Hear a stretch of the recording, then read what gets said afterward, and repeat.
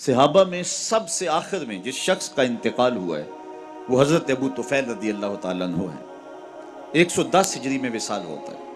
حضور کا وصال ہوا ہے 11 ہجری کے آغاز میں، اور ان کا وصال ہوا 110 ہجری میں۔ حضور علیہ السلام کے وصال کے تقریباً 100 سال بعد تک زندہ رہے۔ حج کا موسم تھا، لوگوں کا ہجوم تھا۔ حضرت ابو طفیل جو آخری صحابی ہیں، ایک اونچے ٹیلے پہ چڑھ گئے اور لوگوں سے مخاطب ہو کر کے فرمانے لگے، لوگو آؤ میرے سے حضور کی باتیں پوچھو۔ اس وقت روئے زمین پہ میرے علاوہ کوئی نہیں جس نے حضور کو دیکھا ہو۔ اس بات پہ ناز ہے کہ میری آنکھوں نے حضور کو دیکھا ہے۔ استاد ابراہیم ذوق نے کہا تھا اپنے شاگردوں سے، آنے والی صدیاں تم پہ ناز کریں گی اے لوگو، ہم نے ذوق کو دیکھا، ہم نے ذوق سے باتیں کی ہیں۔ اقبال بھی اس بات پہ ناز کرتا ہے کہ میں داغ دہلوی کا شاگرد رہا ہوں، نسیم تشنا ہی نہیں اقبال کچھ اس پہ نازاں، فخر ہم کو بھی ہے شاگردیے داغ سخنداں کا۔ ہمارے استاد ہوتے تھے محمد علی حاشر، اللہ ان کی قبر پہ کروڑوں رحمتیں نازل فرمائے۔ تو وہ بڑے فخر سے بات کیا کرتے تھے کہ میں علامہ اقبال کی مجالس میں بیٹھا کرتا تھا، مولانا ظفر علی خان کا جو چھپتا تھا زمیندار اخبار، اس میں باقاعدہ وہ لکھتے بھی تھے، اور شاہ سرخیاں بڑے اچھے کاتب بھی تھے، اور شاہ سرخیاں ان کے ہاتھ سے ہوتی تھیں۔ تو وہ بڑے بڑے اساتذہ سخن کے ساتھ اپنی صحبت کے تذکرے کرتے، اور بڑی خوشی کے ساتھ اور بڑے ناز کے ساتھ یہ بات کرتے، یار جس نے اقبال کو دیکھا، جس نے داغ دہلوی سے صحبت اختیار کی، جس نے استاد ابراہیم ذوق کو دیکھا، وہ تو اپنے مقدر پہ ناز کرے، اور جس کی آنکھوں نے جمال محمد عربی کو دیکھا وہ اپنے مقدر پہ ناز کیوں نہ کرے۔ تو حضرت ابو طفیل رضی اللہ تعالی عنہ نے اونچی جگہ پہ کھڑے ہو کر کے کہا، لوگو ان آنکھوں کے علاوہ اب کوئی آنکھ باقی نہیں ہے جس نے حضور کو دیکھا ہو، آؤ مجھ سے حضور کا تذکرہ پوچھو، مجھ سے حضور کی باتیں سنو۔ لوگ اکٹھے ہو گئے، موسم حج کا ہے، انہیں طواف زیارہ کے بارے پوچھنا چاہیے تھا، وقوف عرفہ حضور نے کیسے کیا، منا کا قیام کیسا تھا، رمی جمارات کا طریقہ کیا تھا، لیکن انہوں نے ایسا کوئی سوال نہیں پوچھا۔ تابعین نے جو سوال صحابی سے پوچھا وہ یہ تھا، صف لنا رسول اللہ صلی اللہ علیہ وسلم، اگر تمہاری آنکھوں نے جمال رسول دیکھا ہے تو بتاؤ کہ حضور کی صورت کیسی تھی۔ تو حضرت ابو طفیل رضی اللہ تعالیٰ عنہ نے 3 لفظوں میں حضور کا حلیہ بیان کیا۔ اگر آپ یاد رکھنا چاہیں تو یہ ارمغان آج کی مجلس سے اپنے ساتھ لے جائیں، اور علماء نے لکھا ہے کہ جو شخص حضور کا حلیہ نگار ہے، حضور کی صورت کو اور شمائل کو بیان کرتا ہے، لوگوں کے دلوں میں اس کے لیے عزت اور احترام کے جذبات پیدا ہو جاتے ہیں۔ آج ہر شخص چاہتا ہے کہ میں ہر دل عزیز بن جاؤں، یہ خواہش اگر سینے میں موجود ہے تو پھر حضور کے حسن کے قصیدے پڑھا کرو، زمانہ تم سے پیار کیا کرے گا، زمانہ تم سے محبت کیا کرے گا۔ تو حضرت ابو طفیل نے حضور کا حلیہ 3 لفظوں میں بیان کیا، کان رسول اللہ صلی اللہ علیہ وسلم ابیض ملیحا مقصدا، کہا ایک تو حضور ابیض سفید رنگ کے تھے، چٹے رنگ کے تھے۔ ابیض کا لفظ حضور کی رنگت کے لیے استعمال کیا، ویسے حضور کے رنگ کے لیے ازہر اللون کے لفظ بھی ہیں۔ ام معبد کہتی ہے رأیت رجلا ظاہر الوضاء، لیکن انہوں نے جو لفظ استعمال کیے وہ ابیض کا لفظ ہے، اس لیے کہ یہ لفظ حضور کے لیے خاندانی طور پہ استعمال کیا جاتا تھا۔ جس طرح دادا اپنے پوتے کا کوئی عرفی نام رکھ لیتا ہے، حضور کے دادا محترم نے حضور کا جو عرفی نام رکھا تھا وہ ابیض رکھا ہوا تھا، یا ابیض کہہ کے حضرت عبد المطلب پکارتے تھے۔ اور ایک زمانہ ایسا بھی آیا کہ قحط پڑ گیا اور بارش نہیں ہو رہی، لوگ حضور کے چچا جناب ابو طالب کے پاس آئے، کہا آپ اولاد اسماعیل سے ہیں تو آپ دعا کریں کہ بارش ہو۔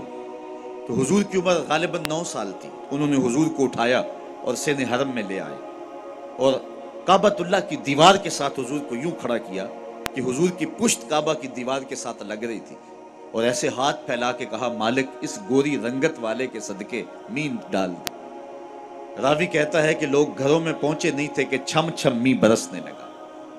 خیر وقت گزر گیا، جب شاب ابی طالب میں 3 سال کے لیے مسلمانوں کو اور بنو ہاشم کو اذیت کاٹنا پڑی، تو اس وقت حضور کے چچا جو قادر الکلام شاعر بھی تھے، انہوں نے حضور کی شان میں ایک قصیدہ لکھا، اور اس کے اندر یہ شعر بھی لکھا، وَأَبْيَضُ يُسْتَسْقَى الْغَمَامُ بِوَجْهِهِ सिमालुल यतामा इस्मतुल लिल अरामल, आज पानी बंद कर रहे हो, आज गल्ला नहीं पहुंचने देते, ऊंट रोक लेते हो, यही वो मेरा गोरी रंगत वाला भतीजा है जिसके चेहरे को देख के बादल उमड़ के आया करते थे। यतीमों का सहारा है और बेवाओं का आसरा है।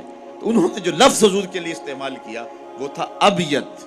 तो हुजूर अलैहिस्सलाम का रंग सफेद था, तो कहा कान रसूलुल्लाह सल्लल्लाहु अलैहि वसल्लम अबियदा। दूसरा लफ्ज मलीहन, हुजूर का हुस्न नमकीन था।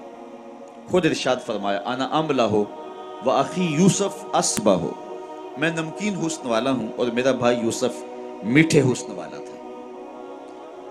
हजरत शाह अब्दुल अजीज, हजरत शाह अब्दुल रहीम मुहद्दिस देहलवी, शाह वलीउल्लाह मुहद्दिस देहलवी के वालिद गिरामी है। उन्होंने ख्वाब में हुजूर की ज़ियारत की और हुजूर की खिदमत में यही अर्ज किया कि हुजूर आपका फरमान है आना अमला हो व अखी यूसुफ असबा हो, मैं नमकीन हुस्न वाला हूं और मेरा भाई यूसुफ मीठे हुस्न वाला था। जबकि नमकीन हुस्न के अंदर कशिश ज्यादा होती है। वहां जनाने मिस्र की उंगलियां कट गई थी और यहाँ बज़ाहिर कोई ऐसा वाक़या पेश नहीं आया। तो इसकी वजह क्या है? ये ख्वाब के अंदर हजरत शाह अब्दुल रहीम मुहद्दिस देहलवी ने हुजूर अलैहिस्सलाम से पूछा और आका करीम ने ख्वाब में जवाब मरहमत फरमाया। और ये बात जहन में रखें कि जिसने ख्वाब में हुजूर को देखा उसने हुजूर को ही देखा। शयूखुल हदीस तशरीफ फरमा, इनसे पूछिए, कुतुब हदीस के अंदर मुतअद्दिद इस मजमून की हदीस हैं कि जिसने ख्वाब में मुझे देखा उसने मुझे ही देखा। शैतान ख्वाब में आकर भी हुजूर की मिसल होने का दावा नहीं कर सकता। जो जागते हुए दावा करे वो तो शैतान का भी बाबा लगा। ये हिम्मत तो शैतान में भी नहीं है कि हुजूर की मिसल होने का दावा करे। जिसने हुजूर को देखा उसने हुजूर को ही देखा। दूसरी बात ये भी ज़हन नशीन कर लें कि जिसके ख्वाब में हुजूर तशरीफ लाए, कस्द, इरादे और मर्जी से तशरीफ लाए। मैं किसी के ख्वाब में हूँ, आप मेरे ख्वाब में आए, मुझे पता नहीं होता। ये मजलिस सजी है, मैं महवे कलाम हूँ। थोड़ी देर के बाद मजलिस बर्खास्त होगी, आप अपने घरों को लौट जाएंगे, मैं अपने घर चला जाऊँगा। दोबारा आंखों में ये मंजर जाग जाए और मैं आपको देखूँ, आपको पता नहीं होगा हम उसके ख्वाब में गए। या आप मुझे ख्वाब में दोबारा गुफ्तगू करता हुआ पाएं तो मुझे नहीं पता होगा कि मैं किसी के ख्वाब में गया हूँ। लेकिन हुजूर जिसके ख्वाब में जाएं, कस्द, इरादे और मर्जी से तशरीफ ले जाते हैं। इस हवाले से तीसरी बात यह भी ज़हन नशीन कर लें, ख्वाब में किसी से कुछ वसूल करें तो वो महज ख्वाब होता है। भूख में तड़पते हुए सो गए, ख्वाब के अंदर 5 स्टार होटल से खाना खाते रहे, सुबह नाश्ते की ज़रूरत होगी या नहीं होगी? यकीनन होगी, इसलिए कि ख्वाब में खाया है और वो हकीकत पर मुश्तमिल नहीं है। दौलत के ख्वाब देखते सो गए, लॉटरी निकल गई, निकल आए, करोड़पति हो गए। सुबह होंगे तो कंगाल के कंगाल। वो क्या, किसी ने कहा 100 बार मेरे हाथों में तेरा दामन आया, जब आंख खुली तो अपना ही गिरेबान था। कुछ नहीं होता, ख्वाब महज ख्वाब होता है। लेकिन अगर ख्वाब में अल्लाह के रसूल कुछ अता कर दें तो ये इमाम बुसीरी से पूछो, रात चादर मिलती है, सुबह उठते हैं कंधों पे मौजूद होती है। अगर हुजूर अता फरमाते हैं तो हकीकत में अता फरमाते हैं। इमाम सखावी लिखते हैं कि एक शख्स हुजूर के रोज़े पे हाजिर है और कहता कि आना ज़ैफ़ो का, हुजूर मैं आपका मेहमान हूँ, आपके होते हुए किसी और दहलीज पे नहीं जाना। आका जी मैं तेरा होके खैर मंगा दर दर दर, मरियल कुत्ता क्यों अखवामा एडे बख्ता मरदा। और मेरे इमाम बोले कौन देता है देने को मुंह चाहिए, देने वाला है सच्चा हमारा नबी, कोई देता भी तो नहीं। और चंद टुकड़े अगर झोली में डाल भी दे तो सारी जिंदगी जतलाता रहेगा। यहाँ आरिफ अब्दुल मतीन ने हद कर दी। और जितने भी सहारे हैं सुबक करते हैं, इज्जत नफ्स बढ़ाता है सहारा तेरा, हर आसरा कमजोर करता है लेकिन नबी का आसरा सर बुलंद कर देता है। इसलिए मेरे इमाम मशवरा देते हैं, ठोकरें खाते फिरोगे उनके दर पे पड़ रहो। काफिला तो ए रिजा अव्वल गया आखिर गया, वो खड़ा ही हुजूर की दहलीज पे और कहता कि आना ज़ैफ़ो का, हुजूर मैं आपका मेहमान हूँ। ये कहते हुए आंख लग गई, देखा कि हजरत उमर रदी अल्लाह तआला अन्हु और मौला कायनात सैयद अली मुर्तज़ा रदी अल्लाह तआला अन्हु जलवा फिराज हुए। कहा ठहर, हुजूर आ रहे हैं। कहता थोड़ी देर के बाद हुजूर तशरीफ फरमा हुए तो दाएं हाथ में रोटी थी, मुझे अता करते हुए फरमाया ले ले। कहते हैं भूख इतनी लगी थी कि मैंने ख्वाब में खानी शुरू कर दी। अभी आधी ही खाई थी कि मेरी आंख खुल गई। जब आंख खुली तो दूसरा आधा टुकड़ा मेरे हाथ में मौजूद था।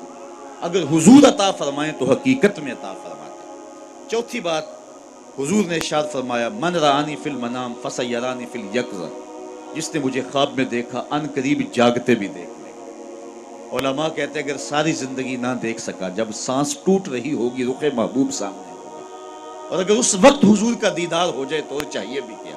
سوکھا نکلے سا ظہوری جے ویخ لواں مکھ تیرا۔ اگر اس وقت حضور کا جمال جہاں آرا نظروں کے سامنے آ جائے تو اور کیا چاہیے؟ تو شاہ عبد الرحیم محدث دہلوی شاہ ولی اللہ کے والد کہتے ہیں میں نے خواب میں حضور کی زیارت کی اور یہ سوال کیا حضور آپ کا فرمان ہے کہ میرا حسن نمکین ہے اور جناب یوسف کا حسن میٹھا تھا، وہاں زنان مصر کیوں گلیاں کٹ گئیں اور یہاں ایسا کوئی واقعہ پیش نہیں آیا، تو اس کی کیا وجہ ہے؟ تو آقا کریم نے ارشاد فرمایا جمالی مستور عن اعین الناس غیرۃ من اللہ، اے عبد الرحیم اللہ